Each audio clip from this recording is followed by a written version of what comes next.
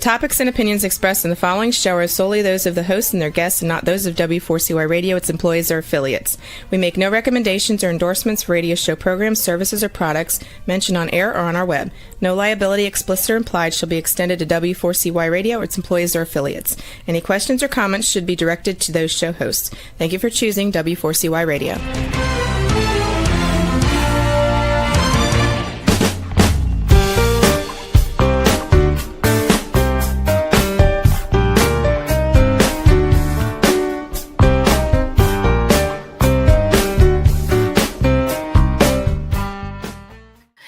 Hello and welcome to the Connected Table Live. We're your hosts, Melanie Young and David Ransom, your insatiably curious culinary couple, bringing you the amazing people who work front and center and behind the scenes around the world in wine, food, spirits, and hospitality. We share with you where we eat, where we drink, where we explore, and what inspires us to inspire you to expand and explore beyond your comfort zone and discover new and amazing places to travel, eat, drink, and of course, meet really amazing people. Well, we have a virtual background again, and we're now at, where are we, David? We're in Orvieto in Umbria in Italy, which is about 2 hours, maybe an hour and a half north of Rome in the region of Umbria, which is the landlocked region of central Italy. It's called the Green Heart of Italy. And we're in Orvieto today. So it's a virtual background, but we were recently in Orvieto, which is a very famous city because this beautiful cathedral, the cathedral is where several popes lived when they were summering or maybe in exile during the different eras. And so this cathedral is very sacred and holy and a wonderful place to visit. Another thing interesting about Orvieto before we introduce our guests is that the city sits on this giant cliff of tufa rock. Tufa is important to the terroir of winemaking, and below are all these underground caves. And you can literally explore Orvieto underground and see these caves, many of which are still in operation as small shops. Some were cantinas, and they're amazing. Yeah, it's interesting that we found that we were told, we took an underground tour in the caves underneath Orvieto.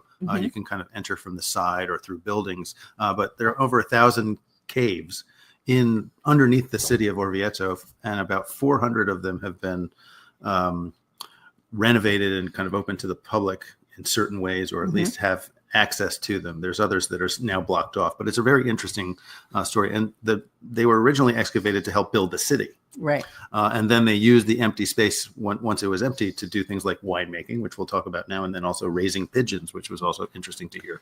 So everyone put Orvieto on your travel list because we can't wait to go back. And the wines are fantastic. And still, they were discovered and they kind of, became less out there. And now we think they're going to be out there more because they're incredible wines of good quality and value. We have a producer today who comes from a very historic family. Decugnano Dei Barbi is in the northern part of Orvieto to the northeast, very high on a hill, which we're going to talk about why that's great for wines. This area has a very long history in winemaking. It also was tied to the clergy, which we'll learn about, but it was brought back to life thanks to the vision of Claudio Barbi, who basically acquired this abandoned property and started cultivating vines. He's a man of many firsts, which we're going to talk about. He introduced metodo classico to Orvieto and the botrytis concept, which is really interesting because it's one of the few places in Italy that does botrytis wines. Joining us to talk about Decugnano Dei Barbi, the area, his family, and the wines is Enzo Barbi, who we had the opportunity to sit down with and meet when we were in Orvieto. He now oversees this gorgeous wine estate you can visit. And welcome, Enzo Barbi. Thank you so much for having me on the show. It's great to be with you today. Well, it's good to see you again, Enzo. It really is. So let's take it back to your family. Their family's from Brescia. First of all, for those who don't know where is Brescia in relation to Umbria? And then how did the family end up in Umbria? I know Brescia is in the northern Italy, and it's about 4 hours and a half drive from Orvieto. So my family was originally there, and the story of how my dad decided to purchase some land here in Orvieto really goes back to the roots of the family. My grandfather was a winemaker as well. He had a facility in Brescia, but my father didn't really get along with him and didn't manage to work together so well. So my dad started to do for a business to set up and to some land to own and to plant vineyards and so on. And one day he arrived in Orvieto. He already knew the area because Orvieto, we're talking about the 60s, 1960s, was an extremely popular white wine, and people were buying Orvieto throughout Italy and also abroad. And my dad just visited the area and fell in love with it and decided that was the place he wanted to have his own vineyards. He started to look for some land, and one day he arrived in this abandoned hill called Decugnano, which is a weird name. We have no idea what Decugnano means. It's just the name of a place for like 800 years. And he decided that was a place he wanted to grow his vines on. And he bought the land, and here we go. That was 1973. You know, it's interesting because underneath the hill of Decugnano is also some caves that date back to the Etruscan times. And we learned while we were over there, Melanie, that the Etruscan Orvieto wines were very popular and were shipped all over the Mediterranean at one point because it was such a famous winemaking region. And they found clay pottery that had the Orvieto seal on it that had been shipped around wherever in the Mediterranean it was going. It was very interesting. And some of those caves are on your property as well. So you actually have some of the historic Etruscan caves at Decugnano. Oh, yeah. Etruscan was an amazing civilization, I think. We don't know much about the Etruscans because they didn't build a lot. And when they built, they used mostly wood. And so most of their artifacts are gone, like buildings are gone. But it was an amazing civilization that eventually they merged with the Romans when the Romans arrived in Orvieto. But they left so many caves. They really like to dig. We have so many caves around Tuscany and Umbria, and there probably were originally Etruscan tombs and or places where Etruscan used to make wine, and we're still using them to make wine there nowadays at Decugnano Dei Barbi. It's free air conditioning for the wines. It is. Exactly, yeah.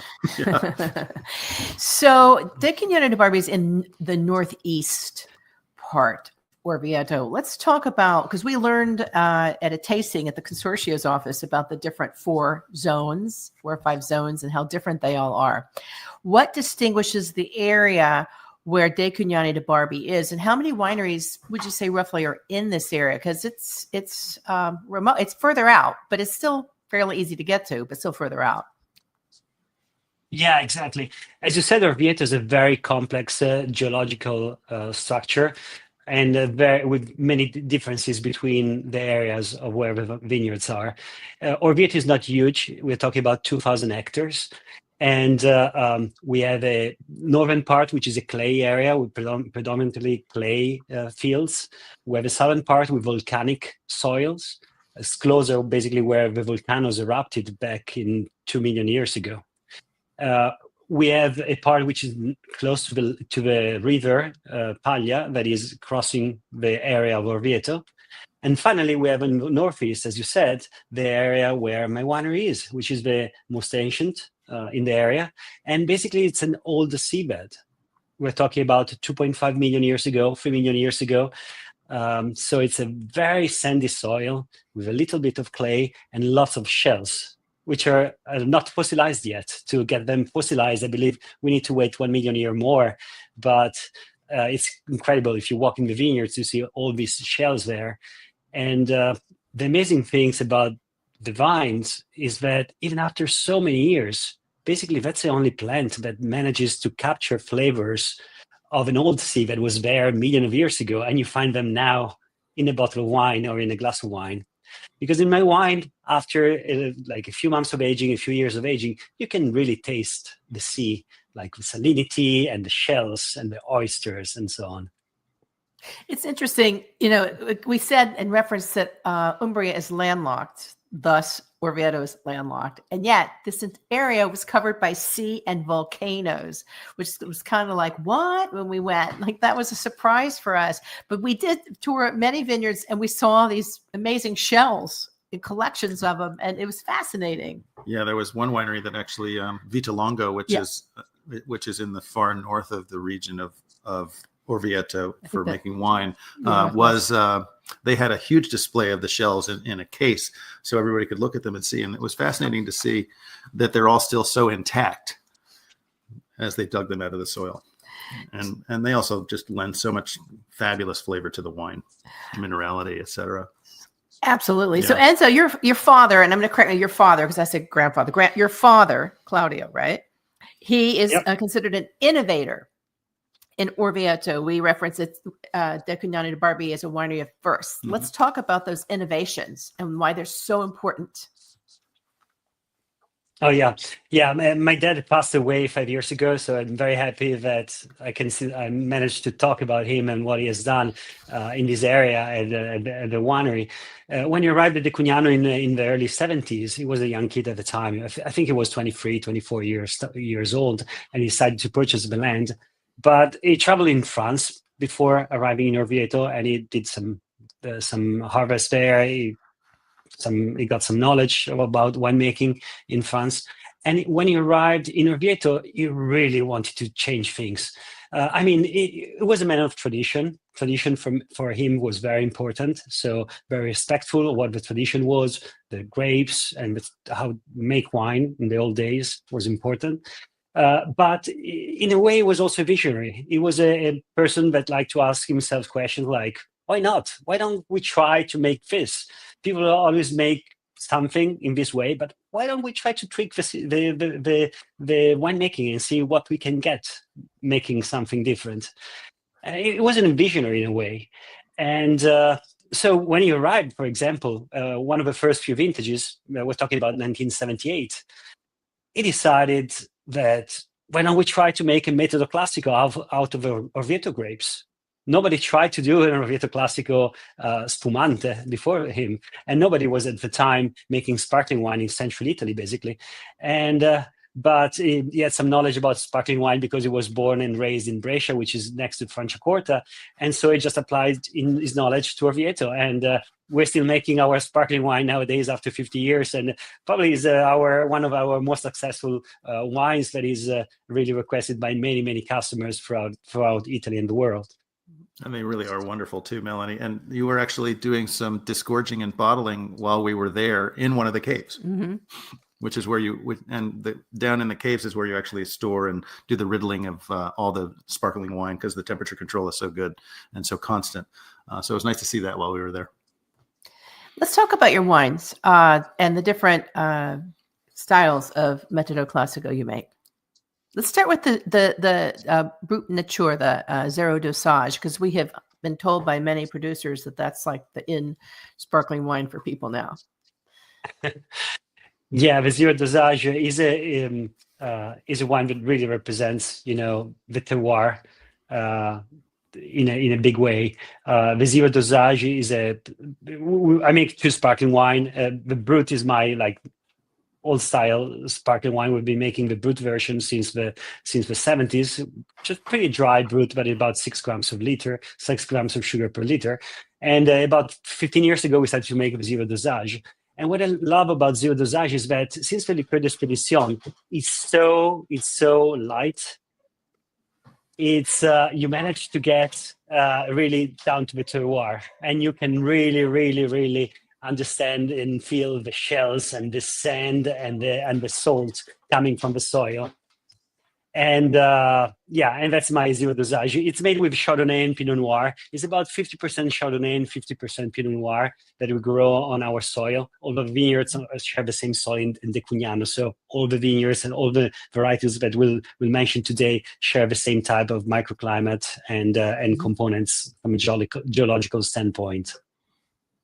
It's interesting that he's using the traditional champagne grapes that they use in Champagne for this wine. Mm-hmm. There's a lot of indigenous Italian grape varieties that they use in making their wines as well. But this is the classic Chardonnay Pinot Noir mix, and it was just delicious.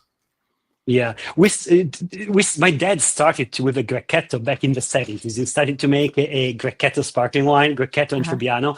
But eventually introduced the Chardonnay, and he just saw that the Chardonnay was better when it comes to the sparkling. So introduced the Chardonnay, was a Chardonnay in Trebbiano for many years.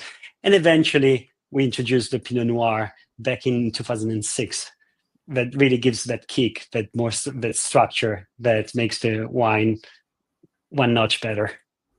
So, Enzo, you actually run the winery yourself. You're the owner now. How did you get involved in the business? It was your father started making the wine, but what intrigued you that you wanted to take this and run with it yourself? Well, I didn't want to do this job, first of all. At the beginning, I didn't really. It was my dad's job, and I didn't want to work with him. And I wanted to travel the world. I was a young kid at the time, so I decided to study business administration instead of studying enology and winemaking. I started to work abroad for an American multinational, General Electric, and I worked abroad for a few years. And then one day something happened. I was in a position that I didn't really like at the time. You know, when you get you're in a position that you don't really enjoy the job, and you're as a manager you don't enjoy to work with. And so I decided just to call my dad and say, "Hey, why don't I come back and help you out in the winery for a few months and see how we're doing?" But I was just homesick, and I came back to the winery, and after a few months, I just completely fell in love with the job. And I believe the soil has like magnetic power that was really keeping you there. Once you are in contact with the nature, in contact with the vines, in contact with your soil, it keeps you really there. You can't leave your land. Well, as they say in GE, you brought good things to life, and then a light bulb went over your head that you're ready to leave. And back you went to the land. Exactly. Let's talk about, so you make the zero dosage and the brut, both with Chardonnay, Pinot Noir blends, correct? Correct, yeah. Mm-hmm. Let's talk about the white wines, which are made with the classic Orvieto grapes, and the different styles, because you do a classico and then you a superiore, which you should differentiate, because superiore, as you and we know, means something very specific in Italy that it doesn't mean in other countries. That's correct. A superiore is a bureaucratic term that is defined by the law in Italy. Basically, just indicates wine with a lower yield per hectare, wine that was made from grapes with a lower yield per hectare, higher in alcohol content, and usually has a longer time of refinement in bottle or in barrels. Right. So also in Orvieto, you have Orvieto Classico and the Orvieto Classico Superiore, which is a wine usually with a higher percentage of alcohol and more body, more structure. Since it's coming usually from older vineyards with lower yield per hectare, also you have like bigger wines.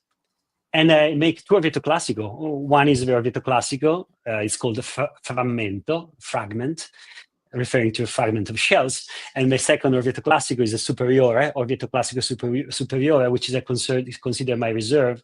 And it's called the Mare Antico, which means ancient sea.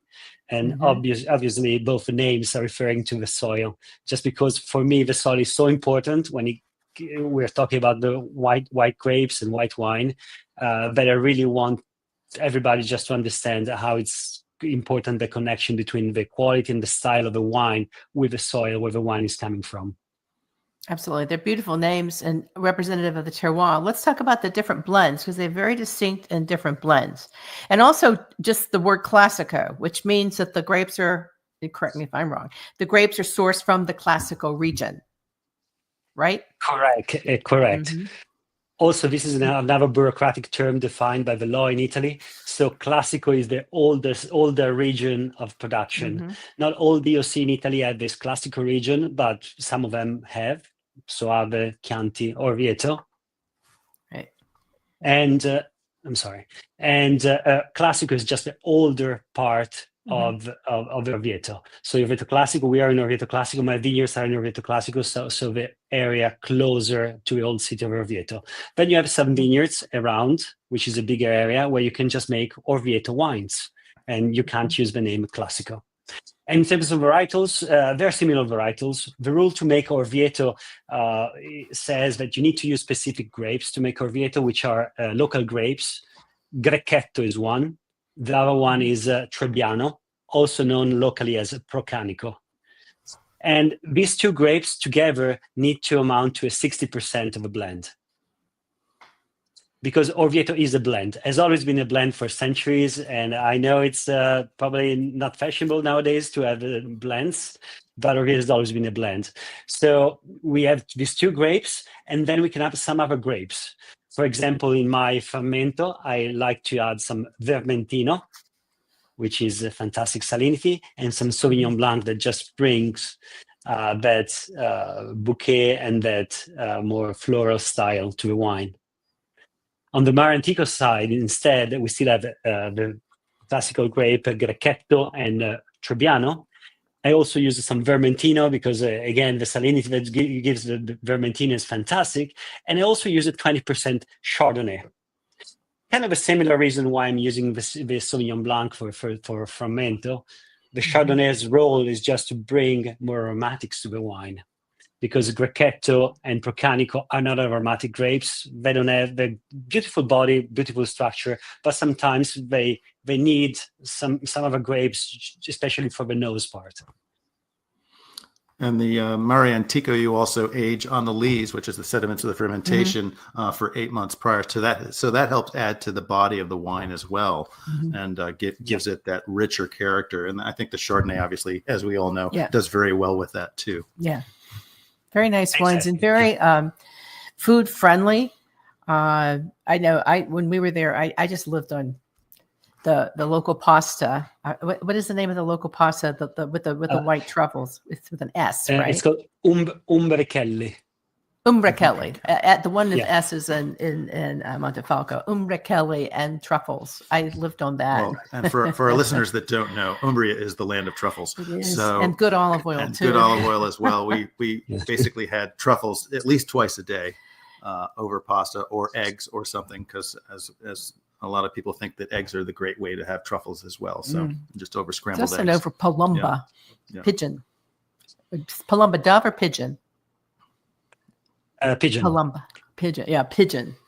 Yeah. It's a particular style of pigeon, particular race of pigeon, not the one you find in the squares. That's good. Yeah, that's a specialty, and cacciatore, and it done cacciatore style. We learned.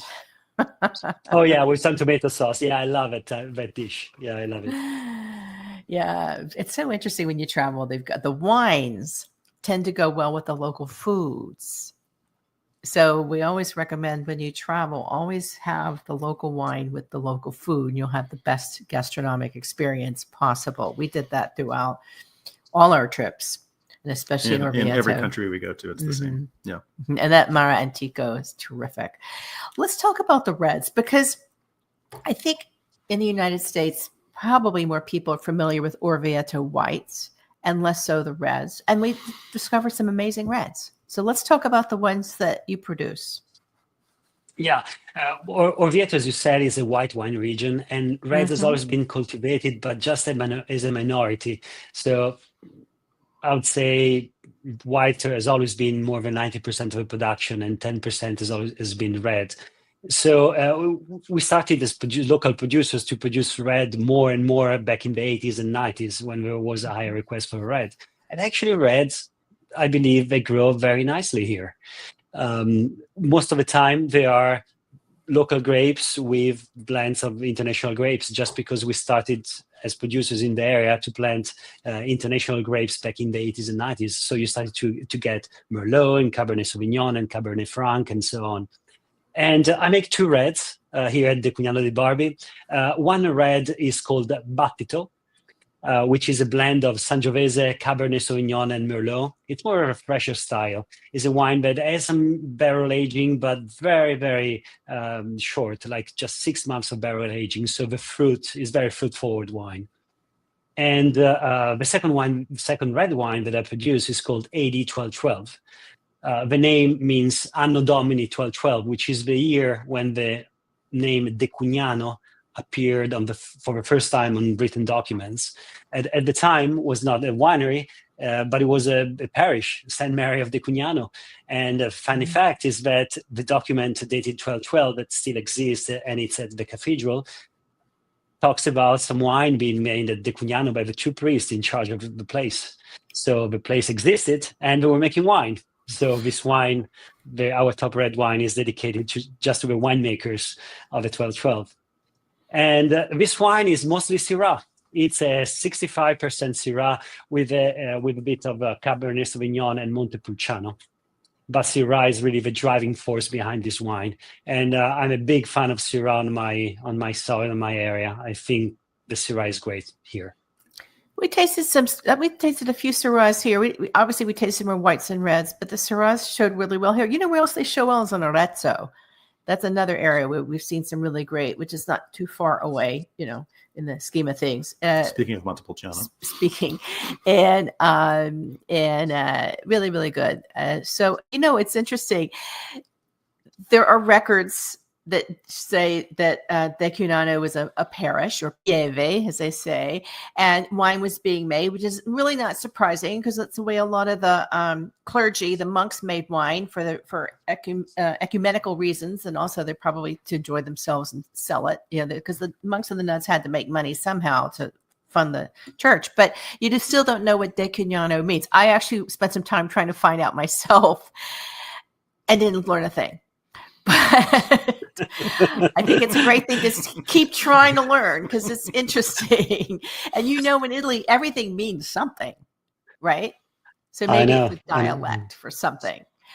So let's also talk about the botrytis wines, which have a specific term we learned in Orvieto, because that was an eye-opener for us that these wines are made here. Many people know that these wines, this style of wine is very famous in Bordeaux and parts of Bordeaux, like the Sauternes area. So the first question is, you know, and it is Claudio Barbi who brought this concept here because he worked in Bordeaux at some point, correct? So yeah, correct. Let's talk about that. And then more importantly, why is this area conducive to making these wines, which require very specific growing conditions and climatic conditions? Yeah. Well, my dad started to make this wine in 1981 officially, but he realized a couple of years before that botrytis or noble rot was just spreading a lot in his vineyards here in Orvieto. Mm-hmm. And thanks to his studies in France, he just immediately realized that was not something bad, but was something potentially great. And so in 1981, he started to make this 100% noble rot wine that he called, with a French name, Pourriture Noble, just as an homage to how the French call the noble rot, Pourriture Noble. Mm-hmm. And Orvieto is, I believe, the only place in Italy that officially is recognized as an area where noble rot spreads a lot, and you can make a wine out of noble rot affected grapes. And the climate here is well, or was. I'll tell you why. I'm using the past now, but it was great till a few years ago. Just with, especially in September, October, you have great fogs in the morning, and then beautiful sunny and windy days, and that's the perfect condition for the noble rot to develop. But the noble rot needs a kind of a stop and go. So you need humidity at night, and then it needs to stop. And this stop and go allows the noble rot to spread from one berry to the other, and from one grape to the second grape, and from one vine to the other vine, vine. And when the vineyard has a certain amount of noble rot, we start harvesting just the grapes with the noble rot. So it's a very long harvest. It can take like 3 or 4 times to go through the same vineyard just to pick those grapes. Wow. And what the noble rot does for those that don't know, basically the noble rot dehydrates the grapes. Dehydrating the grapes, the sugar content inside the grapes goes up.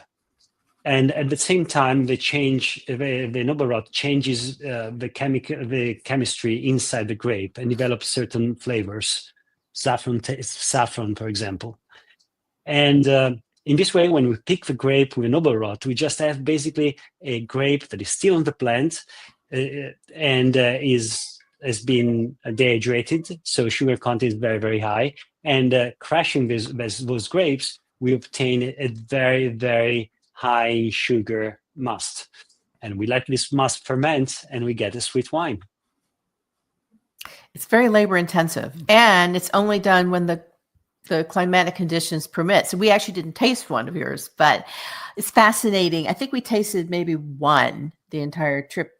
Two. We tasted two in Orvieto, but it was very eye-opening that Orvieto is the only authorized region for this wine. It's called Muffa Nobile, which means noble rot, right? Muffa Nobile means noble rot. Exactly. Perfectly right. Yeah.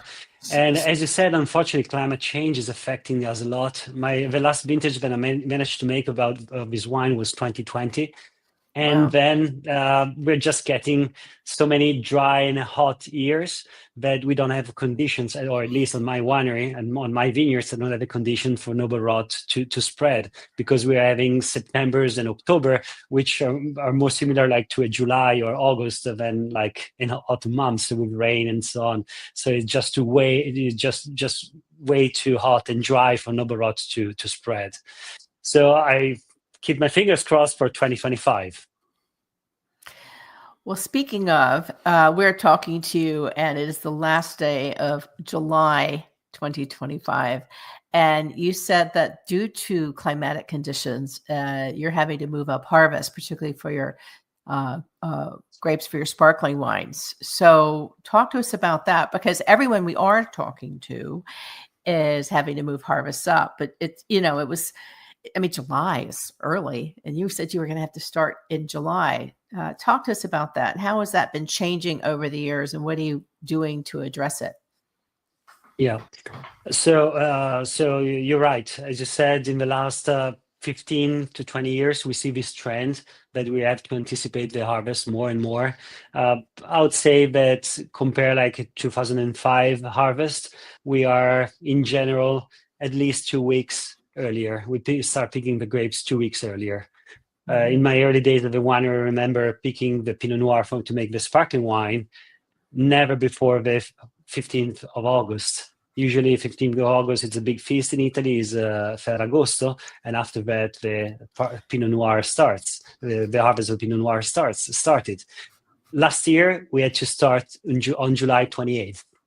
So you see, it's like 2.5 weeks earlier than usual. This year seems more in a normal year, which is great. We're like today, we only have 30 degrees Celsius, which is, I believe, around 85, 80, 90s Fahrenheit, which is great. We're having a summer which is not too hot. Well, we had a heat wave, a very hot, big heat wave back in June, at the end of June, for 2-3 weeks. Extremely high temperature. That affected a bit the vineyards because it was an extended heat wave. But luckily, we got some rain afterwards, and the temperatures dropped, and we got some rain, and so the vines managed to recover. So this year, 2025, apart from the heat wave, seems to be a pretty normal year, which is great. Well, we were there during that heat wave, remember? Yeah, it was sweltering. And this is an area that the irrigation is not allowed? Or is it? Irrigation is allowed in Orvieto, so we could irrigate. Some producers do irrigate. I don't irrigate. I don't have a source of water close by that I can have access to. So, but probably in the near future, if the trend is confirmed, I might have to dig a well and to get some water.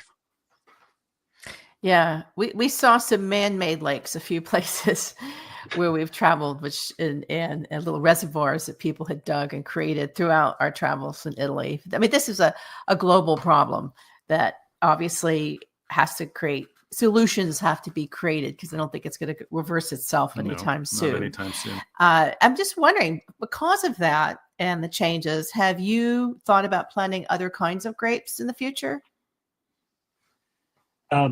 I'm thinking about changing some varietals. Still working on that. What I'm doing now is most of it. I'm choosing different type of rootstock that adapts, all the vineyards that we have a varietal, but we have a rootstock, American rootstock. And from American rootstock, there are a number of rootstock that have certain properties. And what we're doing now as producers in central Italy is that we're using more and more rootstock that are resilient and resistant in case of heat waves or lack of water and so on. So they still managed to develop a good root system even with low quantity of water, of rain. So this is a trend that is already started a few years ago. And I'm thinking about the varietals. I haven't done any major choice yet, but I have some in mind, but I don't want to spoil. You'll experiment, to say obviously. Yeah. And Italy's really been at the forefront of that research as well, because they've had 3 or 4 places in Italy through some of the agricultural schools and programs that they've done that research as to what rootstock, as climate change happens, will be able to stand the test of time and still produce well. And Italy's at the forefront of that. Well, you need to be ahead of the climate curve. Most people are behind it right now, and it's changing, and you've got to look forward. I think Bordeaux's doing a lot of work too, and new approved everywhere you go. New approved varieties are being used, and they're looking at there's a whole process. And yes, Italy's very far ahead of it. Thank goodness. So, why don't we talk a little bit about your hospitality program? Exactly. You are open for visitors by appointment, and you also have a place where people can come and stay also and rent a villa that you have on the property. Why don't you tell us about those?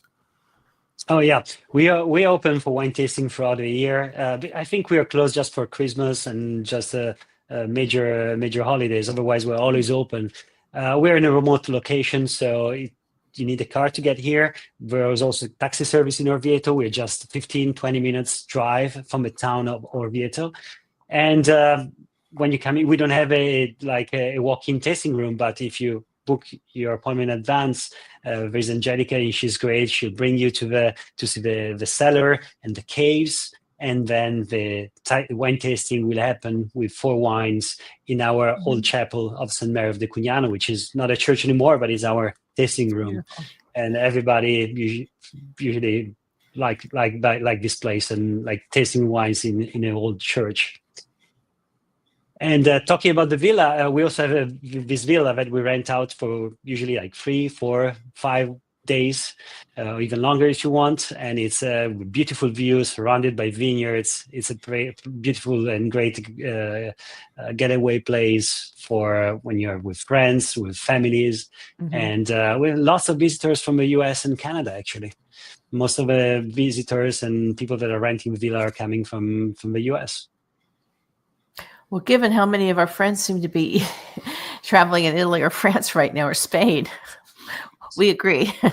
It's like everybody's posting their photos right now. We're back home, but it is a beautiful and it's a wonderful getaway, and the wines really are terrific. And Decugnano Dei Barbi is one of the few that really produces amazing sparkling wines. We had different sparkling wines, a few, but that's a signature of your winery. And I think that's really important to underscore because a lot of people don't think of metodo classico sparkling wines in Umbria, much less Orvieto.